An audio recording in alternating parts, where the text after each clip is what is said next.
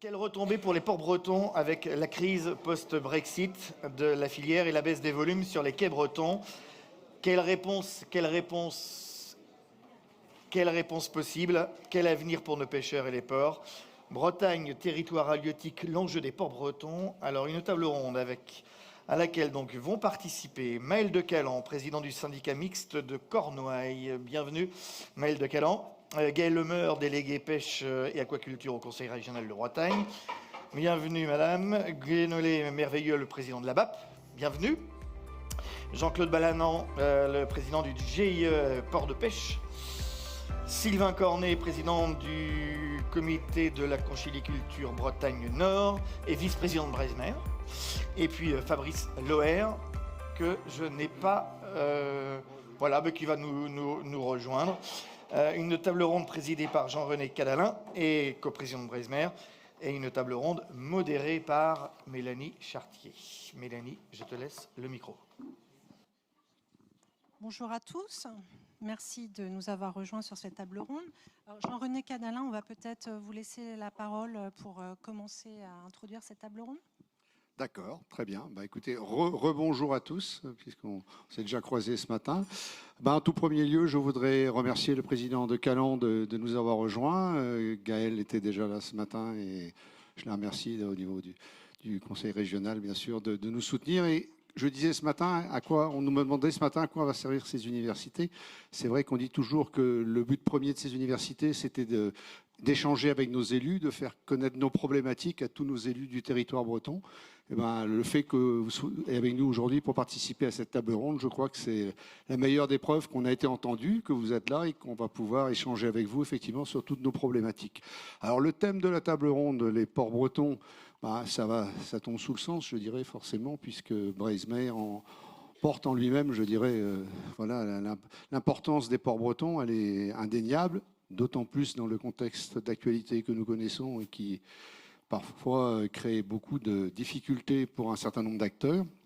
On va donc pouvoir en échanger et je vous propose à ce moment-là de commencer tout de suite. Je ne vais pas prendre trop de temps, laisser les principaux intervenants discuter. Merci beaucoup. On va commencer par vous, Maël de Calan, si vous le voulez bien. Question d'actualité, vous avez organisé une réunion d'urgence mercredi suite aux annonces faites par Hervé Berville avec les professionnels de la filière. Pouvez-vous nous dire ce qu'il en est ressorti ?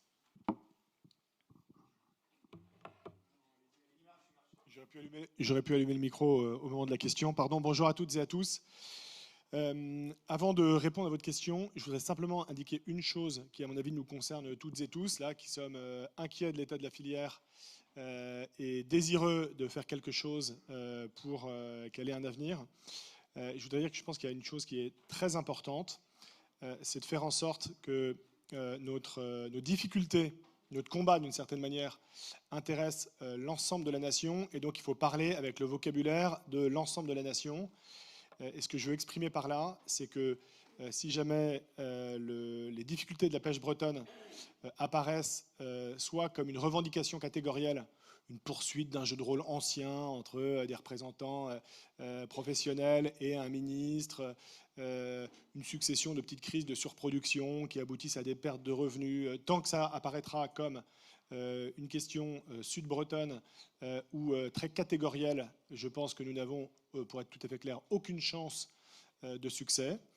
Si en revanche on réussit à en faire un sujet de politique industrielle, à se raccrocher à un débat beaucoup plus large dans l'opinion publique qui parle à tous les journalistes, qui parle à tous les politiques, là je pense qu'on a une chance d'être entendu.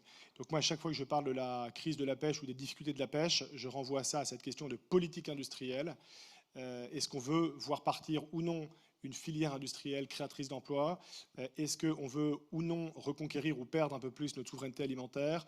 Est-ce qu'on veut ou non décarboner notre économie? Bref, de revenir à des sujets qui sont connus de politique industrielle. Pour vous répondre, et du coup je serai très bref, le ministre Berville, à la suite d'un courrier qu'on a coécrit avec la profession et beaucoup de gens qui sont dans la table ou sur cette scène, et beaucoup de responsables politiques, je crois que la quasi-totalité de la classe bretonne a signé ce courrier au président de la République, ce qui n'est pas arrivé depuis longtemps. Le ministre des Pêches est venu jeudi, il y a 8 ou 9 jours, au Guilvinec, et pour de donner simplement 3 mots, des avancées qu'il faut prendre sur l'intention de poursuivre finalement les aides au gasoil jusqu'à la fin de l'année, sur l'année 2024, donc tant mieux, mais à la fois des imprécisions et caractère incomplet. Les imprécisions sur les buts poursuivis par la France, quid du plafond des minimis, quid de l'intensité de l'aide, est-ce que c'est 20 centimes, 33 centimes, enfin bref, tout un tas de sujets sur les buts qui sont poursuivis par la France à Bruxelles. Donc ça, c'est ce qui relève des imprécisions. Quid des buts qui sont poursuivis sur la pluriannualité des quotas, etc. Et puis incomplet, avec la question qui est toujours ouverte des armements structurés, qui sont privés de facto des aides au gasoil depuis quasiment un an, qui représentent, en tout cas pour les ports de Cornouailles, quasiment un quart des apports. Donc qu'est-ce qu'il en est ressorti de cette réunion de mercredi? C'est 2 choses, et je m'arrête là. Premier point, derrière la profession, parce que nous politiques, on n'a pas du tout la compétence de nous substituer à la profession, qu'il s'agisse des pêcheurs ou des mareyeurs. Mais néanmoins, premier point, poursuivre le travail, c'est-à-dire réécrire, demander des précisions là où c'était imprécis, essayer de faire des propositions là où c'est incomplet. Donc continuer le travail avec l'État, d'une part, et d'autre part, alors l'expression n'est pas très belle, mais faire un peu monter la température. C'est-à-dire concrètement? C'est-à-dire lancer une pétition dans le courant de la semaine prochaine, engager une campagne de communication au plan national qui est déjà engagée par la profession, mais venir en relais, que les élus viennent en relais pour faire en sorte que notre problème, qui est un problème sud-breton, devienne un problème national, une vraie question de politique industrielle et soit traité comme tel par les journalistes. Si je dois juste donner un exemple, promis, ce sont mes derniers mots. Quand vous parlez de la crise de la pêche, dans les Échos, vous êtes dans le cahier entreprise et territoire, c'est-à-dire dans le 17e cercle de l'enfer. Si jamais vous parlez de sujets de politique industrielle, vous êtes en page 2 des Échos, celle que lit tous les jours le ministre de l'économie et des finances. Donc je pense qu'il y a vraiment un enjeu à positionner le débat sur des bonnes bases.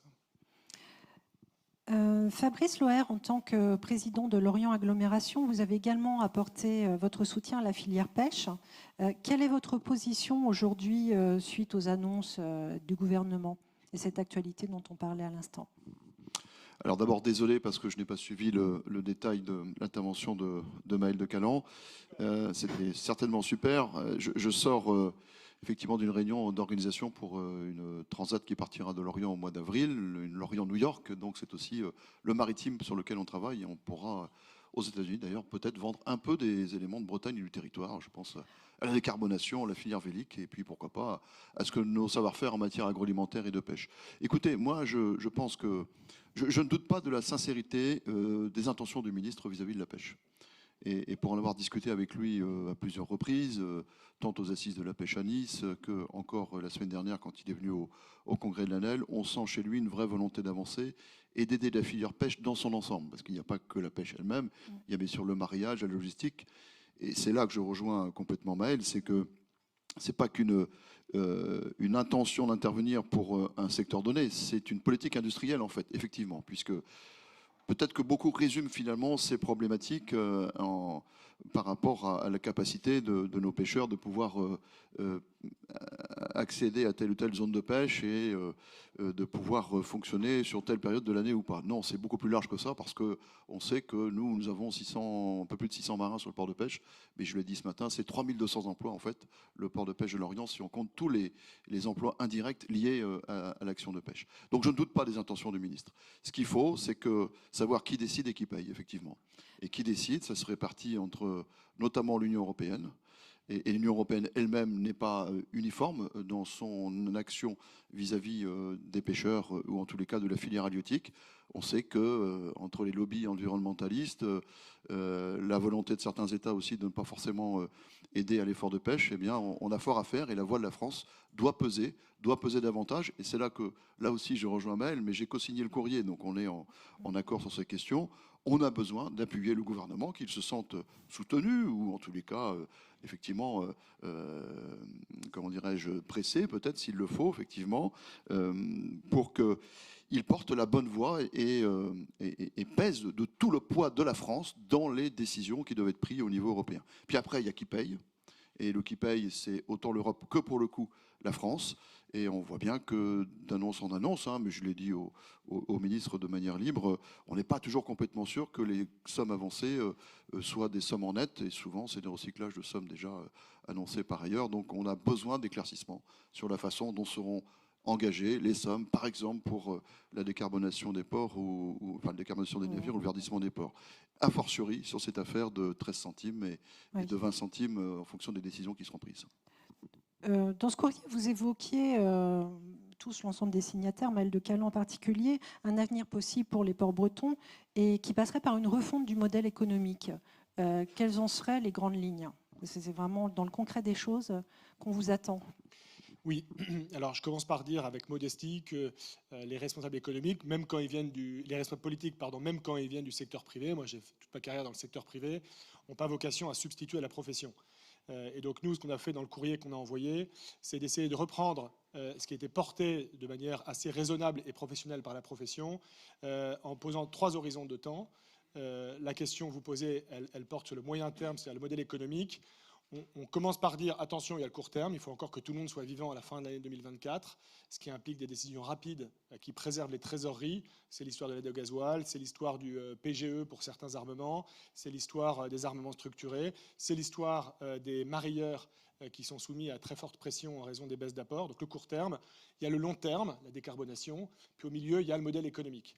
Alors ce qu'on cherche à exprimer, en tout cas ce qu'on a compris, et la manière dont nous, on a pris politique, je pense, ce qui venait de la profession, c'est de dire que il y avait 3 possibilités, 3 tuyaux d'argent qui existaient, tous les 3 à peu près eurocompatibles, et qu'on pouvait saisir de 1, de 2, enfin de 2 ou des 3. Le premier, c'est la manne nouvelle issue des éoliennes, qui était déjà dans la loi, dont on ne sait pas très bien exactement ce que le gouvernement envisage, mais il y a là une forme de taxation, en tout cas de produits nouveaux, qui peuvent être dirigés vers l'industrie. Le deuxième, c'est le levier du fait en pas.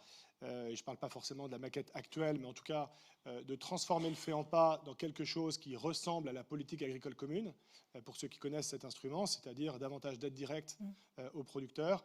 Et le troisième tuyau qui existe, c'est celui qui a trait à la taxation du poisson dans la GMS, avec cette réserve que parfois, en voulant bien faire et en taxant le poisson, en réalité, ceux qui payent la taxe ne sont pas les consommateurs, sont les producteurs, parce que la grande surface écrase les prix. En tout cas, au plan analytique, c'est les 3 leviers qui ont été exprimés depuis maintenant déjà plusieurs mois ou plusieurs années par la profession. Ce que je voulais dire simplement en conclusion, là je pense que c'est très important là aussi qu'on parle tous d'une même voix, de la même manière qu'il nous faut réussir à faire de la pêche une question pour la nation de politique industrielle. Voilà, vous savez qu'aujourd'hui tout le monde se lamente sur les décisions des années 2000, la France fablesse, la France sans usine. Ce que disait Serge Tchuruk, à savoir on n'a plus besoin des usines, il faut les dégager, on a besoin de concevoir les produits. Donc aujourd'hui, 23 ans plus tard, on s'en lamente. Donc de bien insister sur le fait qu'il y en a une qui peut partir, qui est peut-être en train de partir et qu'il faut garder. De la même manière, il faut absolument qu'on réfute catégoriquement l'idée que la filière serait sous perfusion. Ça n'a aucun sens. Si on parle de souveraineté, de sujets de souveraineté, eh bien, personne ne se pose la question de savoir pourquoi est-ce que les masques produits en France, et il nous faut des masques produits en France, parce qu'on s'est rendu compte que certes ça coûtait beaucoup moins cher de les produire en Chine, mais que ça pouvait poser une question de souveraineté. La question des médicaments produits en France qui coûtent plus cher que quand on les produit en Inde. On pourrait continuer longtemps la liste. Donc la question n'est pas de savoir si on est en train de mettre une filière sous perfusion ou non. La question est de savoir si on redonne de la compétitivité structurellement à une filière. Et quand on parle de perfusion d'argent, moi, c'est pas du tout ce que je vois ou ce que je vois la profession proposer.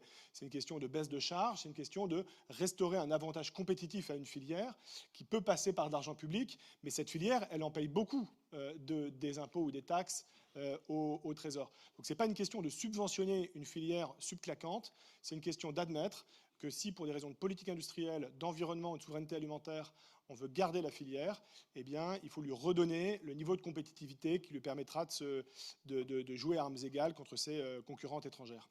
Merci. Merci Maëlle de Caland. Gaëlle Lemeur, vous êtes conseillère régionale de Bretagne déléguée à la pêche et à l'aquaculture. La région a proposé récemment une stratégie mer et littoral pour inscrire l'importance d'une transversalité de la question maritime dans les feuilles de route annoncées. Est-ce que vous pouvez en détailler les grandes lignes ? Oui, bien sûr. Alors bonjour à tous et à toutes. Je dois d'abord excuser Daniel Cueff qui a porté donc cette politique régionale concernant le maritime et le littoral. L'idée est bien de pouvoir, à travers un document, ce qu'a voulu faire la région, et donc ça a été voté la semaine dernière, d'avoir à travers un document un peu cadre, un peu chapeau, de faire en sorte de se tourner véritablement et de se retourner véritablement vers la mer, afin de faire en sorte que dans toutes nos politiques et dans tous les secteurs, la mer soit un réflexe quand on aborde les questions économiques, quand on aborde les questions environnementales, quand on aborde les questions de formation, quand on aborde tous ces sujets qui font le quotidien, la mobilité.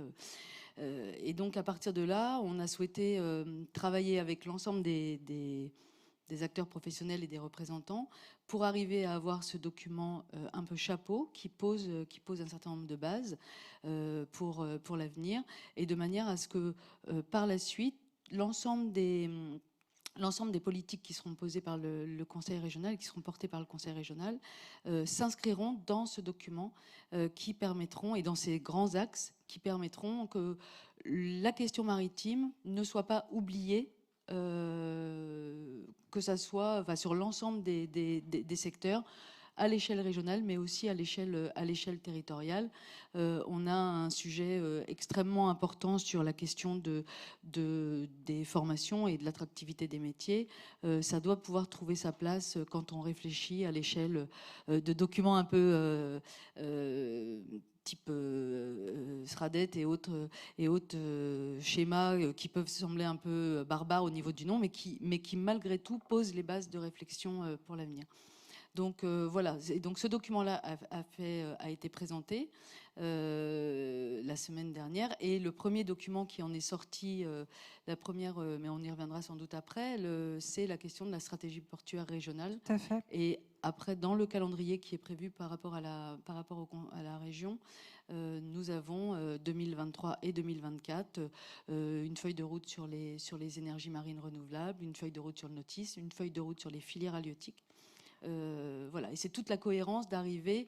Alors ça peut sembler évident, mais le constat est fait, et que ça soit à l'échelle, au départ en interne au niveau de la collectivité, et puis au quotidien par les Bretonnes et les Bretons, que tout le monde n'est pas tourné vers la mer, loin de là. Et donc il fallait véritablement qu'on redéfinisse cette priorité et qu'on l'affirme haut et fort, parce que c'est un levier et un atout pour le développement de la Bretagne demain, évidemment.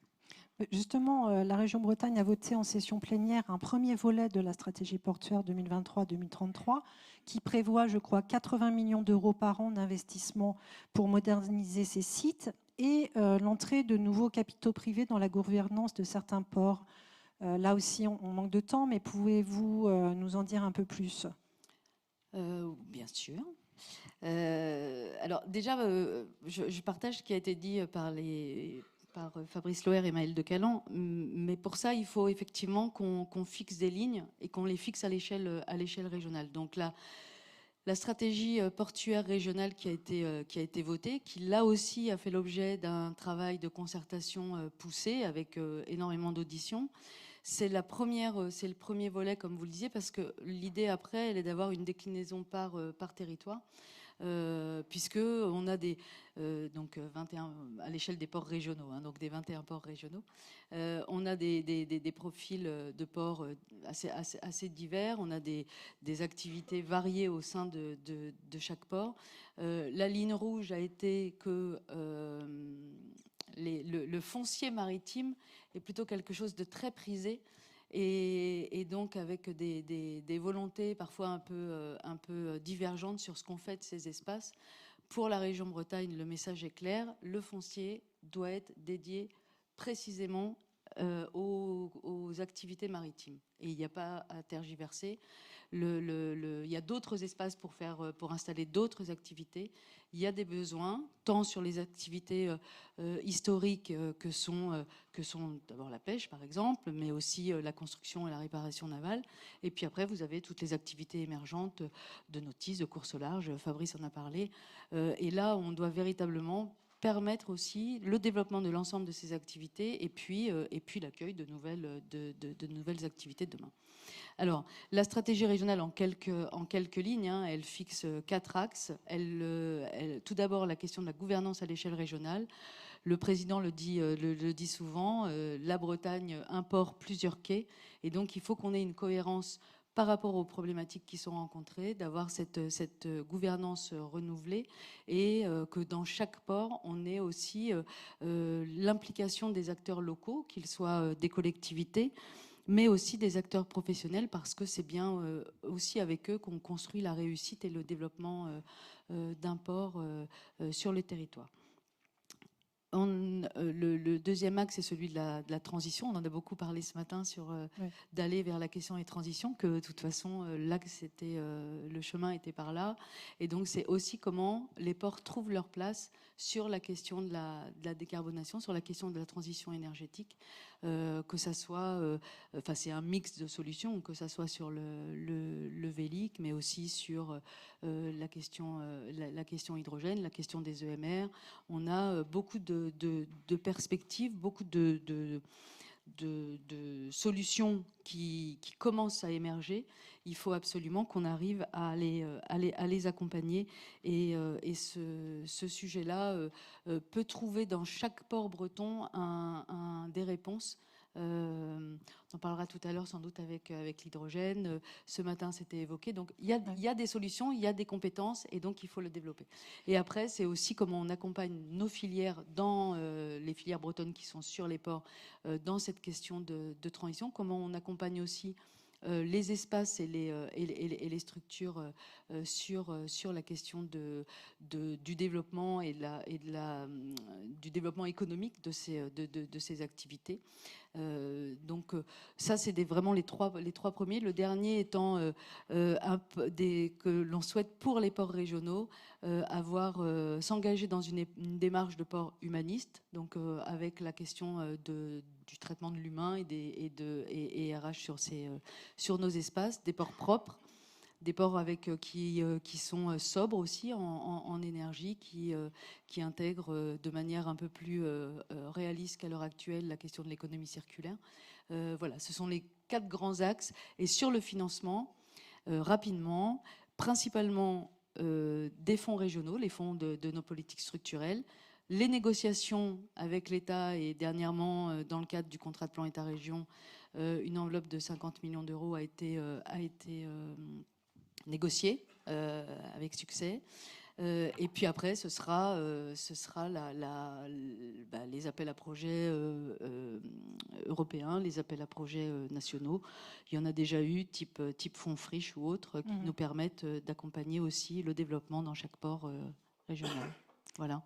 Alors, et sur la partie privée, on évoque de faire, on l'a dans le cadre de la structuration de nos sociétés portuaires qui commencent à émerger, que ça soit la banque d'investissement, la banque des territoires, ça peut être aussi des partenaires, parce que les besoins sont encore une fois énormes. Et on parle également de nécessité d'harmoniser le fonctionnement des ports. Jean-Claude Balanant, dans le cadre de la feuille de route halieutique, justement, le GIE Port de Bretagne a acté la semaine dernière la volonté de développer les prévisions de vente à l'échelle de la Bretagne, y compris le stock flottant en cale, de manière à mieux informer le marché. Concrètement, qu'est-ce que ça va changer ? Juste une petite réflexion pour commencer. Effectivement, le GIE des ports de pêche bretons, c'est une structure qui est relativement récente. On a travaillé en collaboration avec, donc nous sommes le GIE concessionnaire des ports des criers de Bretagne. Il y a 13 criers concernés. On a travaillé avec le groupement des concédants, avec le conseil régional et avec les autres concédants, type le département du Finistère. Et donc on a voulu créer ce GIE pour créer une unité de vue entre les différentes criées. Effectivement, on se rend compte que chacun en est de notre côté, chacun en a notre stratégie. On a des difficultés, on avait des difficultés à discuter ensemble, donc ce GIE doit être le point commun pour avancer tous ensemble pour cette filière industrielle de pêche, effectivement. Et ça, c'est important, ces termes-là sont importants parce ils sont plus forts que, effectivement, nos fameuses criées et nos fameux ports de pêche. Il ne faut pas que nos ports de pêche demain deviennent uniquement des cartes postales pour les touristes, pour venir photographier quelques chalutiers qui traîneraient par-ci par-là. Non, c'est une filière industrielle qu'on doit défendre. Le GIE, à travers tout ça, le GIE, pour donner des chiffres, on ne les a pas donnés, mais vous les connaissez tous, bien entendu. Les 13 criées de Bretagne, c'est près de 50% des tonnages français et à peu près la même chose en termes de valorisation en euros. Donc, ça dit effectivement, nous avançons peut-être. Tout à l'heure, j'en discutais avec un de nos partenaires, pas suffisamment vite, mais il a fallu déjà créer la structure juridique qui n'a pas été évidente, se mettre d'accord aussi sur notre stratégie sur les 5 ans à venir. Et donc, ce qu'on a pris au départ comme projet, c'est effectivement la prévision d'apport. Prévision d'apport qui avait été lancée de façon un peu comment dire, non professionnel dans le cadre par rapport au Covid. Donc effectivement, on voit bien que les marailleurs, l'aval de la profession a besoin d'avoir des informations bien en amont de leur achat pour effectivement pouvoir commercialiser au mieux leurs apports, tant au niveau des GMS qu'au niveau des marailleurs. Donc cette volonté avait été, il y avait une avancée déjà, mais bon, c'était un peu pas très professionnel, et donc on a décidé de faire Bresapport numéro 2, qui est effectivement un logiciel qui va être totalement adapté et totalement transparent de l'amont à l'aval pour avoir, ces apports en temps réel. C'est-à-dire en temps réel, tous les jours, il y aura au niveau des hauturiers, en tout état de cause, tous les jours, il y aura l'annonce des pêches du jour pour pouvoir effectivement avoir cette prévision d'apport. Donc ça me paraît essentiel. Et donc oui, alors pour finir, on a sélectionné un logiciel, pas plus tard que la semaine dernière. Donc on avance à grands pas sur ce projet. Et donc ce logiciel sera, mis en place, on va dire, lors du premier trimestre 2024. Et donc tout ça, c'est aussi un travail entre les différentes criées et aussi avec les différents intervenants de la pêche. Et donc les producteurs de pêche, bien entendu, qui ont été pêcheurs de Bretagne et Compreneur, qui ont été effectivement aussi à l'initiative de ça au tout début de cette démarche.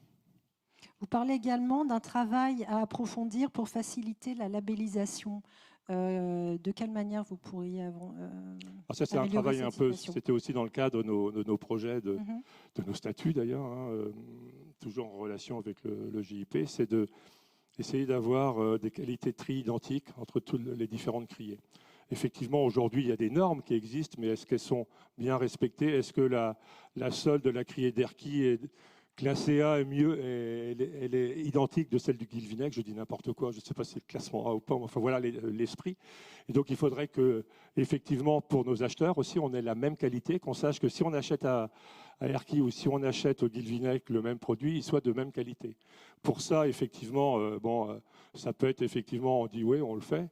Mais pour le faire aussi derrière, une fois qu'on l'a fait, il faut pouvoir contrôler aussi ça.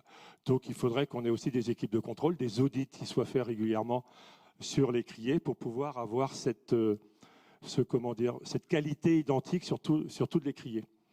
Donc c'est un projet à moyen terme, mais il faut y avancer parce que je pense que la pêche bretonne passera aussi par cette qualité reconnue et encore plus reconnue. Et donc, mais Bresmer, à travers son label, il travaille aussi, bien entendu. Merci.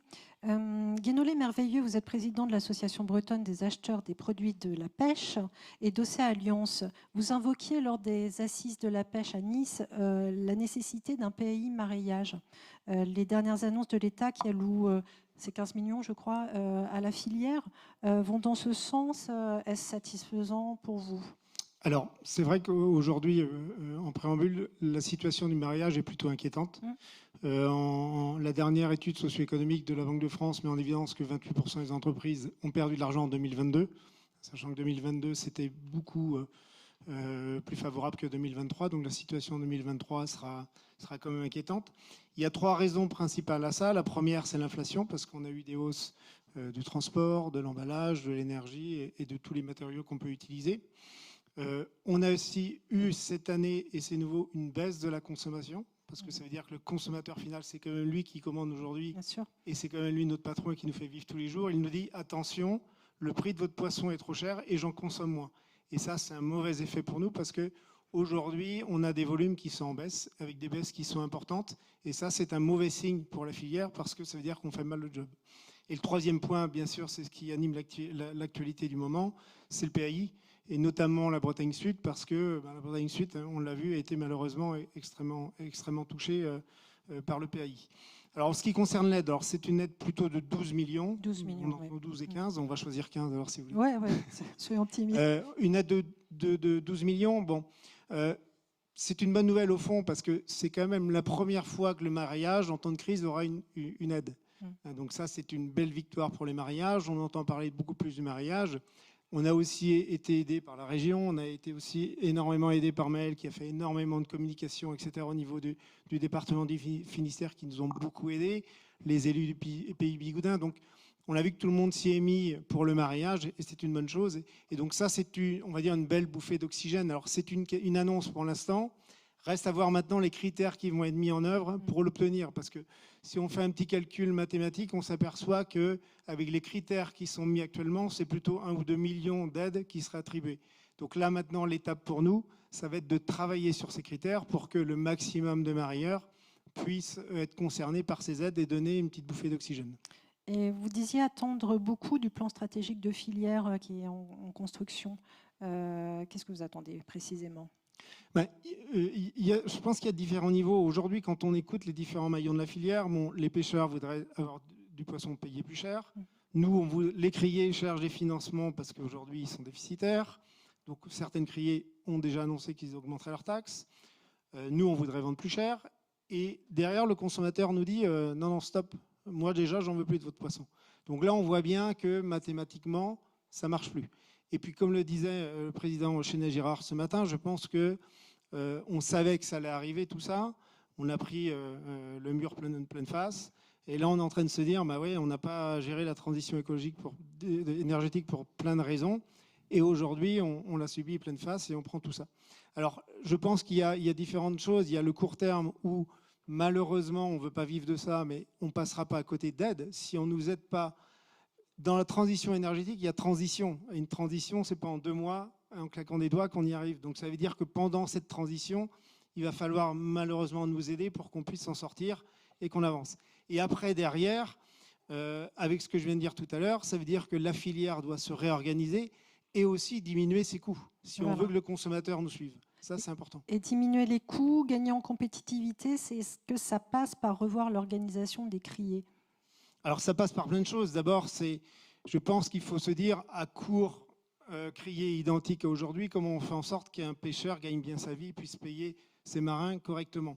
Parce que je ne suis pas sûr que dans beaucoup d'espèces, on ait des marges de manœuvre pour augmenter les prix. Ça, il faut en avoir conscience. Donc, la transition, la décarbonation, les bateaux hybrides, etc., je pense que c'est hyper urgent d'avancer là-dessus. Après, derrière, évidemment, quand on regarde les coûts criés au global entre pêcheurs et marieurs, c'est entre 15, peut-être même des fois presque 20% de marge qui s'en vont là.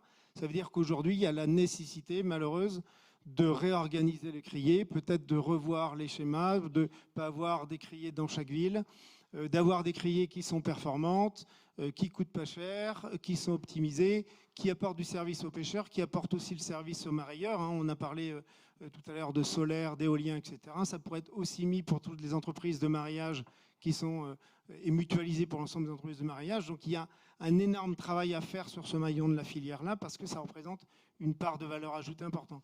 Et après, derrière, le mariage, lui, a aussi besoin d'être accompagné pour moderniser les ateliers parce qu'on a quand même des ateliers qui sont globalement anciens et surtout pour gagner en compétitivité parce qu'on voit que des pays étrangers, alors comme l'Écosse, comme l'Islande, comme la Norvège, ils sont extrêmement bien organisés. Ils ont énormément avancé sur l'automatisation de leur process et ils ont pris une belle longueur d'avance sur nous. Et si on ne bouge pas, on ne retrouvera pas cette compétitivité-là. Merci, Guénon les Merveilleux. Sylvain Cornet, autre sujet, un exemple très parlant justement, celui du port du Vivier-sur-Mer. Quel en est le mode de gestion financière ? Alors, bonjour à toutes et à tous. Alors écoutez, après ces propos qui sont assez édifiants, je ne voudrais pas être le caillou de la chaussure, mais je vais vous parler d'un modèle qui n'a pas été du tout identifié, c'est le modèle conchilicole, et donc le port méthylicole du Vivier-sur-Mer, conchilicole, pardon, qui est quand même une référence au niveau européen puisque c'est le premier port d'importance. Pour faire court, et quelques chiffres, c'est plus entre 10 et 12 000 tonnes de moules de bouchons AOP produites par an, 1000 tonnes d'huîtres plates et 5 à 6 000 tonnes d'huîtres creuses, dont les 2 tiers transitent par ce même port. Donc on ne parle pas d'une entité neutre et sans intérêt. La problématique que nous rencontrons, c'est qu'il y a eu un transfert de responsabilité, donc un transfert du département vers la collectivité locale, donc la communauté de communes de Dole-de-Bretagne, qui gère le port sur un budget annexe. Ce qui veut dire, en parlant très franchement, ce sont les professionnels qui financent à 100% l'entretien et les investissements du port. Évidemment, les investissements sont bien aidés par les aides régionales et européennes, mais donc on avait un budget quand même de plus de 544 000 euros de fonctionnement par an et un budget d'investissement de 1,4 million. Voilà, pour faire court, et quels sont les enjeux. Les freins que vous rencontrez au quotidien dans cette gestion? Tout n'est pas rose? Tout n'est pas rose, mais je pense que... Nulle part, clairement. Autour de cette table, on ne peut pas dire que pour l'instant tout soit au vert, tous les voyants soient au vert. Mais ce qui est important, et là je tiens à rendre hommage au vice-président qui est en charge de la gestion du port au niveau de la Comcom, c'est Jean-François Gobichon. Et le point d'alerte, le point de vigilance que je veux surtout mettre en avant, c'est que notre modèle résume et porte uniquement sur l'investissement d'une personne, puisqu'il est faisant, il a conscience des enjeux, et donc il nous tire vers le haut. Vous tombez un jour sur un élu qui ne voit pas nos métiers du même œil, et ben vous mettez à mal une filière et vous bloquez tous les projets d'investissement moyen et long terme, notamment, et ça a été très bien évoqué ce matin par Apolline, l'enjeu de la transition énergétique et notamment le projet photovoltaïque que nous avons. Donc il est important aussi de pouvoir embaucher. Ah mais de toute façon, on est là pour travailler, on n'est pas là, je pense que tous les métiers de la filière, que ce soit le mariage, la pêche et la conche, on n'est pas là pour vivre de subventions, on veut travailler de nos métiers parce qu'on aime ce qu'on fait. Bien sûr. Merci. Merci à vous. On approche de la fin de la table ronde et j'ai une question pour vous, Fabrice Loher. Donc on a vu que le premier volet de la stratégie portuaire que nous évoquions prévoit l'ouverture de certains ports à des capitaux privés. Brest et Lorient en tête pour sortir de la dépendance aux importations d'hydrocarbures et de produits agroalimentaires. Alors, cela implique une rénovation de la gouvernance du port de pêche, confiée à une société d'économie mixte. Dans quelle mesure vous allez, dans les grandes lignes, encore une fois, je suis désolée, le temps nous presse. D'abord, expliquer que pour ce qui concerne le port de pêche de Lorient, nous avons effectivement une gouvernance un peu compliquée, avec d'un côté une SEM qui gère au quotidien le port de pêche, présidé par mon ami Olivier de Nézette, et un syndicat mixte dans lequel on retrouve les deux partenaires, la région et Lorient Agglomération, pour ce qui concerne les investissements. Mais au-delà des questions de gouvernance, moi j'entends la stratégie portuaire régionale et on nous demande d'écrire notre stratégie portuaire territoriale qui existe en fait, mais qu'il faut que nous couchions par écrit. Je crois que c'est la capacité et l'ambition qu'on veut porter dans nos territoires d'accompagner nos ports pour l'avenir. Et moi, je suis à la tête de 6 ports, dont beaucoup réclament des investissements massifs. Et au-delà des questions de gouvernance, ces questions juridiques qui intéressent finalement peu de personnes, sinon les élus autour de la table, c'est notre capacité à investir massivement pour refaire les quais, pour refaire les criers, pour être aux normes sanitaires, pour être aux normes, bien sûr, de la transition énergétique et au rendez-vous de la transition énergétique. C'est cette capacité à mobiliser, par exemple, sur le port de Lorient, sur les ports de Lorient, de l'ordre de 100 millions d'euros pour répondre à la fois aux besoins de la pêche, aux besoins du commerce, de l'extension des pontons, pour le pôle course au large notamment. Je prends ces 3 exemples-là, mais on pourrait en prendre d'autres. Et donc, il nous faut investir massivement et les structures juridiques sont là simplement pour nous y aider. Comprenez que les contrats de concession très courts, si je prends le port de commerce, c'est 10 ans par exemple, ne permettent pas aujourd'hui d'engager des investissements de long terme.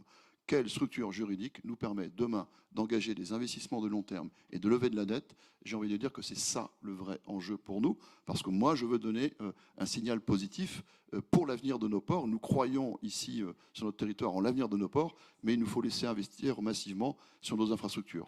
Il y a l'investissement dans la formation aussi qui est très important, parce qu'on a parlé de l'attractivité des métiers, et si on n'arrive pas à motiver des jeunes à venir sur les métiers du maritime globalement, de la pêche, mais pas seulement, on aura un problème pour occuper les emplois qui, malgré tout, reviendront ou aujourd'hui sont disponibles dans nos magasins de marée.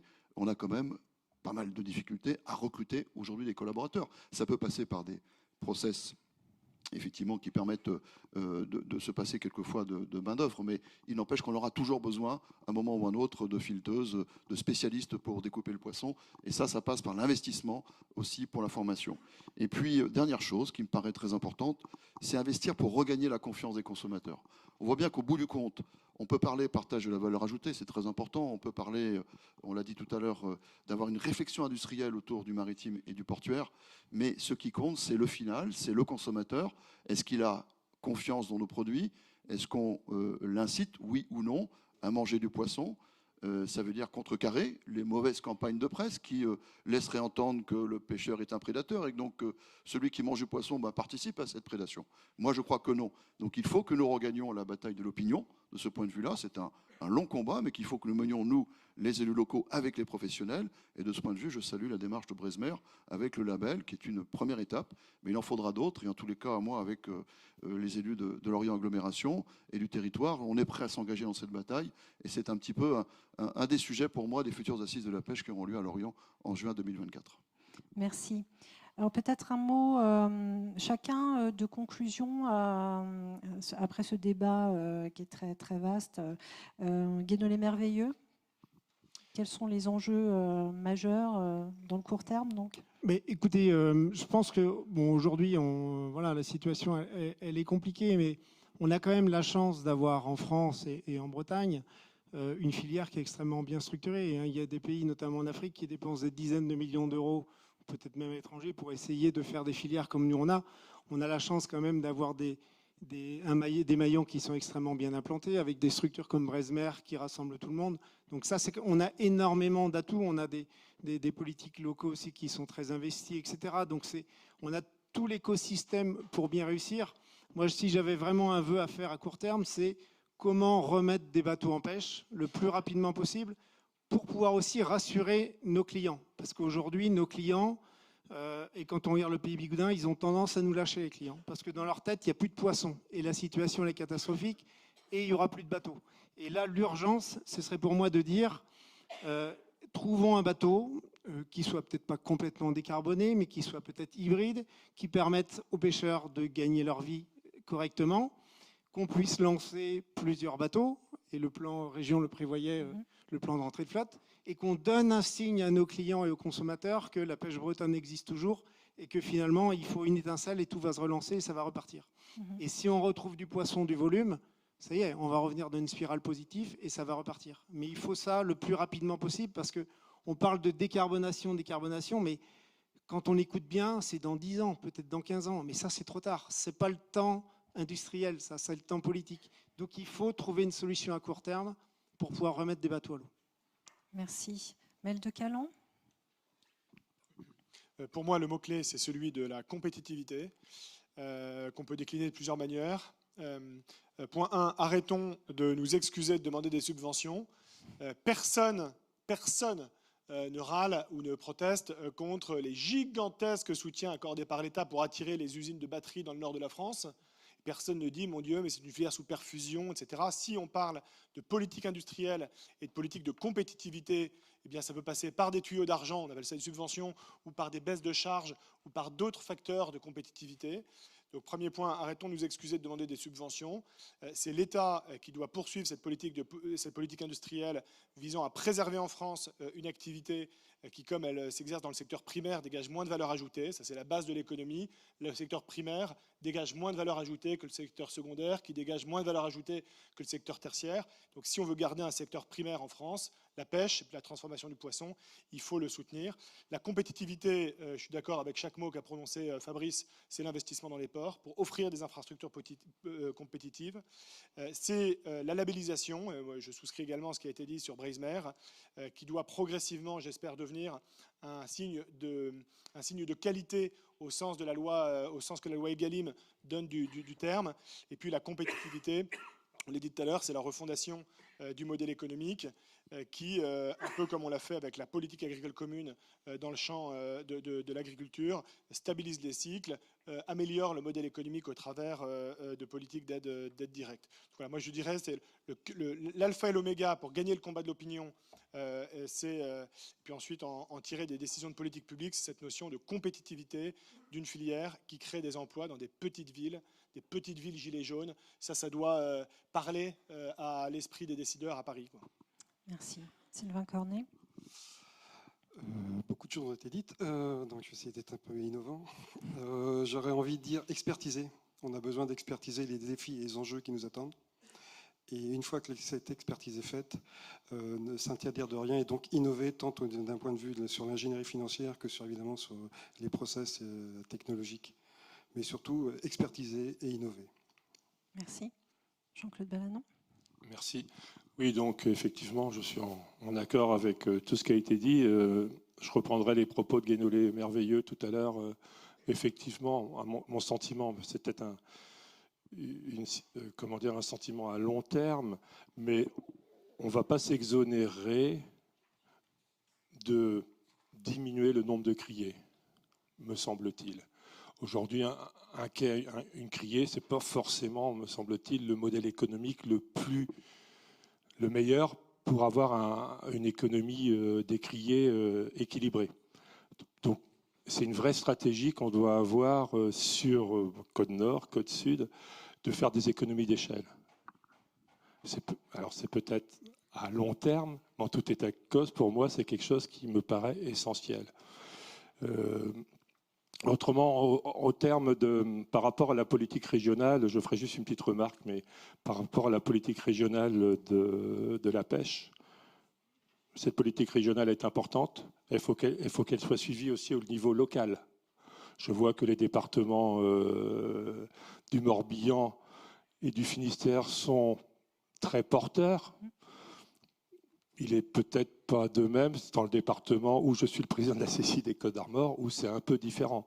Donc là, il y a une vraie volonté, il doit y avoir un souffle régional aussi pour que tout le monde, on soit sur le même pied d'égalité dans le cadre des investissements qui pourraient être faits dans les criées et sur les ports.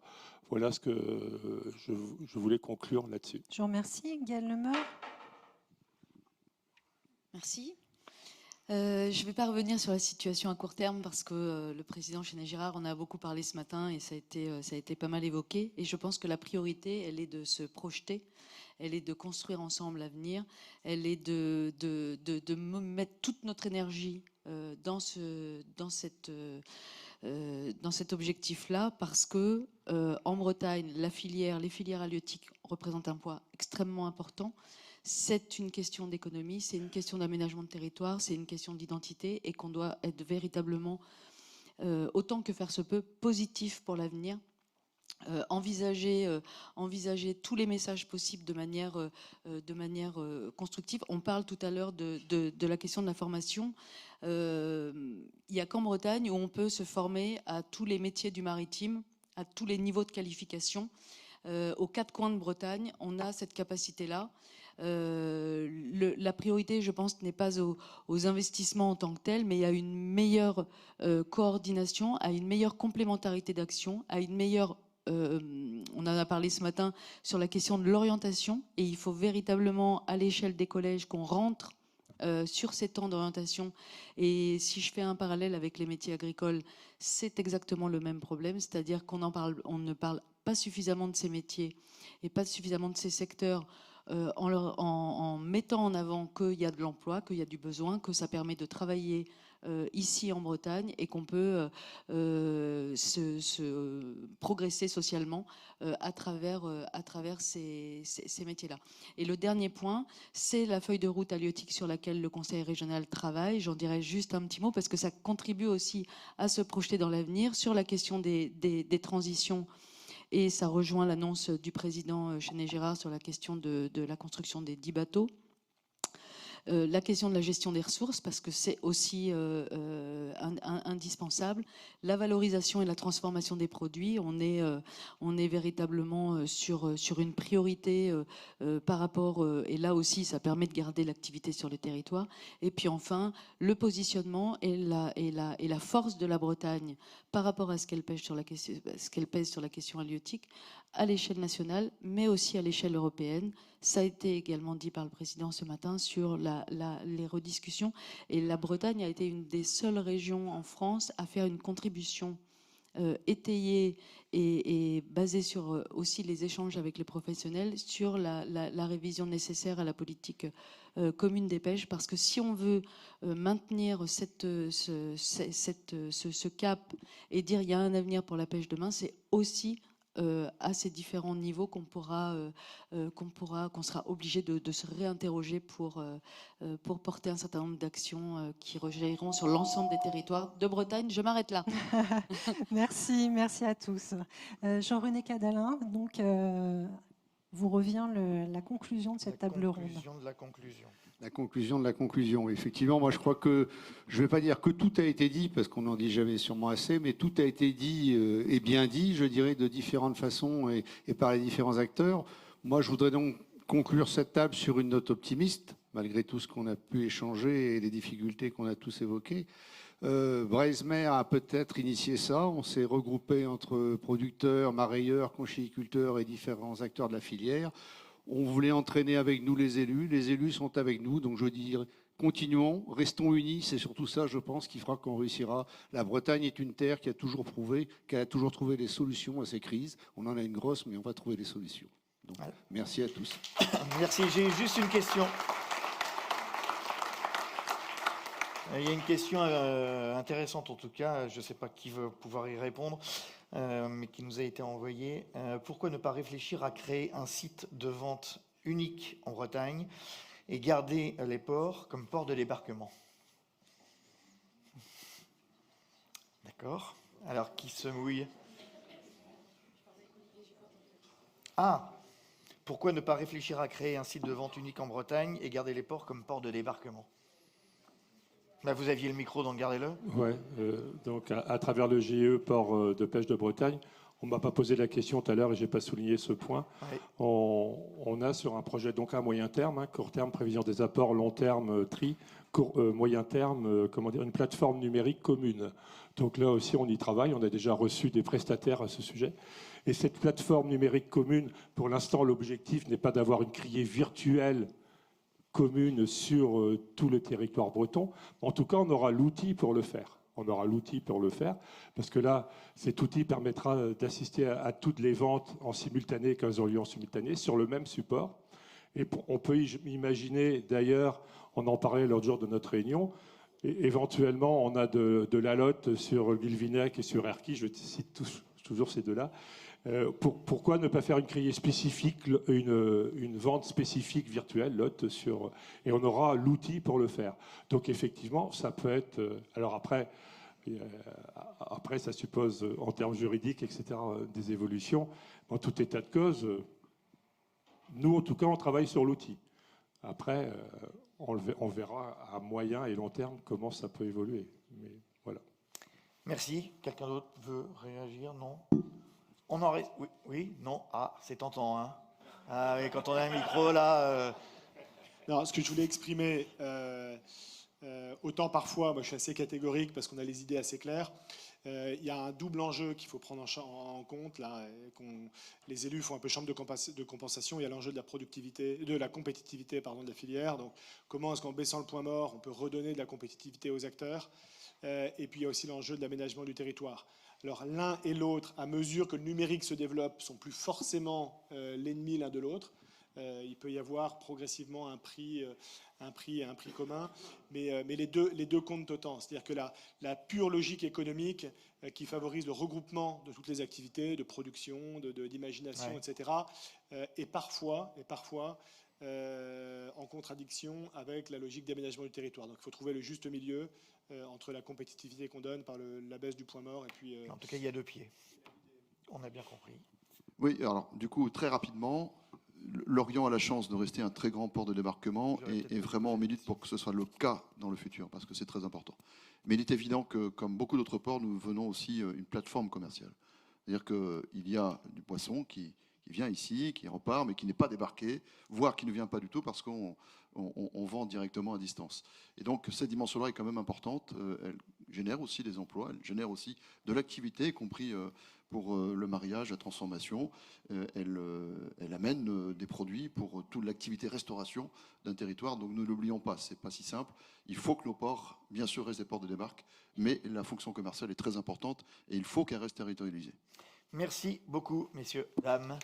Merci d'être venus nous dire quelques mots à ces 5e universités de Bresmer. Allez.